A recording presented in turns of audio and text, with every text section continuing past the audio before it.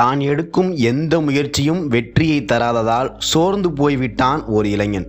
போராட்டமே வாழ்க்கையாகி அந்த போராட்டங்களின் வீரியத்தை தாக்கு பிடிக்க முடியாமல் ஒரு துறவியிடம் வந்து அடைக்கலம் புகுந்தான். கண்ணீருடன் தன் வாழ்க்கையை விவரித்தான். அவனுக்கு ஆறுதல் வார்த்தைகள் சொன்ன துறவி ஒரு கதையை கூறினார்.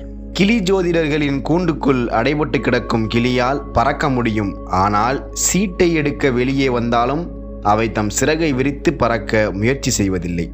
ஏன் தெரியுமா? சுதந்திரமாக பறந்து திரியும் கிளியை பிடித்து சீட்டு எடுக்க பழக்கும் போது முதலில் அதன் சிறகுகளை வெட்டி விடுவார்கள். சிறகுகளை இழந்த கிளி அதை உணராமல் பறக்க முயலும். ஆனால் அதனால் பறக்க இயலாது. மீண்டும் மீண்டும் பறக்க முயன்று ஒவ்வொரு முறையும் தோற்று போகும். தனக்கு இப்போது பறக்கும் சக்தி இல்லை என்று அது தவறாக நம்பும். பறப்பதையே மறந்து போய்விடும். வெட்டப்பட்ட சிறகுகள் நாளடைவில் வளர்ந்துவிடும். கிளியால் இப்போது பறக்க முடியும். ஆனால் அது பறக்க முயற்சி செய்யாது.